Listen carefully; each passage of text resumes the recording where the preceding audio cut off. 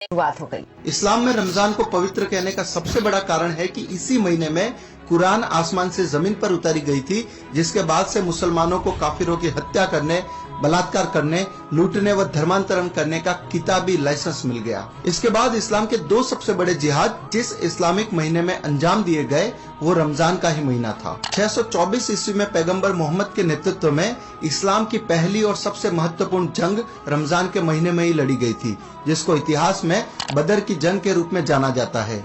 इसी जंग के बाद मक्का के सबसे ताकतवर कुरैशी समुदाय को मुसलमान बनाया गया था। रमजान के महीने में ही 629-630 ईस्वी में मुसलमानों ने मक्का पर हमला करके उस पर विजय प्राप्त की थी और वहां के प्रमुख लोगों की हत्या करके वहां रह रहे काफिरों को इस्लाम कबूलवाया था। भारत के इतिहास पर भी गौर करें तो पाकिस्तान बनाने का सबसे बड़ा जिहाद 1946 ईस्वी में रमजान के महीने में ही छेड़ा गया था, जिसको डायरेक्ट एक्शन डे के रूप में जाना जाता है। 16 अगस्त 1946 रमजान के 70वें दिन कलकत्ता के हर मुसलमान तक एक पर्चा बांटा गया, जिसमें रमजान के महीने का हवाला देकर भारत में हिंदुओं के कत्लेआम की घोषणा की गई थी। उस पर्चे में लिखा गया था कि हम लोग रमजान के महीने में जिहाद शुरू करने जा रहे हैं। अल्लाह की मर्जी से हम हिंदुस्तान को दुनिया का सबसे बड़ा इस्लामिक मुल्क बनाने में कामयाब होंगे।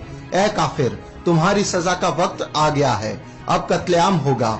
हम हाथ में तलवार लेकर फक्र के साथ तुम पर जीत हासिल करेंगे। डायरेक्ट एक्शन डे कयामत का दिन होगा। आपको जानकर आश्चर्य होगा कि वो पर्चा किसी मौलवी ने नहीं बल्कि कलकत्ता के मेयर सैयद मोहम्मद उस्मान ने छपवाए थे और उस समय के हिंदुस्तानी मुसलमानों के प्रमुख अखबार डॉन के पहले पन्ने पर भी इसी पर्चे का एक विज्ञापन छापा गया था। उसके बाद जो हुआ उसमें अकेले कलकत्ता शहर में पहले 15 मिनट में 300 हिंदू और अगले 72 घंटों में लगभग 6000 हिंदू मार दिए गए।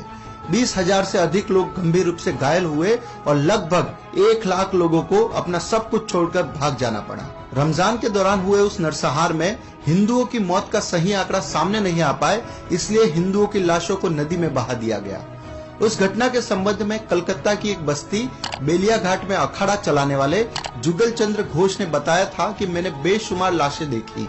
हिंदुओं की लाशें एक जगह 4 ट्रक खड़े थे, सभी में कम से कम 3 फीट की ऊंचाई तक लाशें भरी हुई थी। गुड़ की बोरियों की तरह वो ट्रकों पर लदे पड़े थे और उनसे खून टपक रहा था। वह सभी लाशें हिंदुओं की ही थी।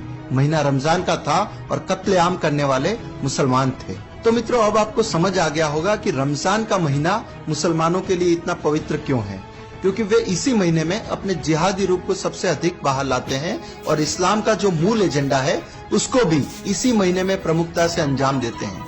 लेकिन लोगों को बेवकूफ बनाने के लिए ये लोग रोजा, रूह अफ़ज़ा, इफ्तार, सेवैया, खजूर, ज़कात और इबादत का स्वांग रचते हैं, जिसे आम हिंदू समझ नहीं पाता और वह अपनी ही मौत के महीने को पवित्र महीना कहने की भूल करता है। लेकिन आज के इस वीडियो के बाद कम से कम हिंदू समाज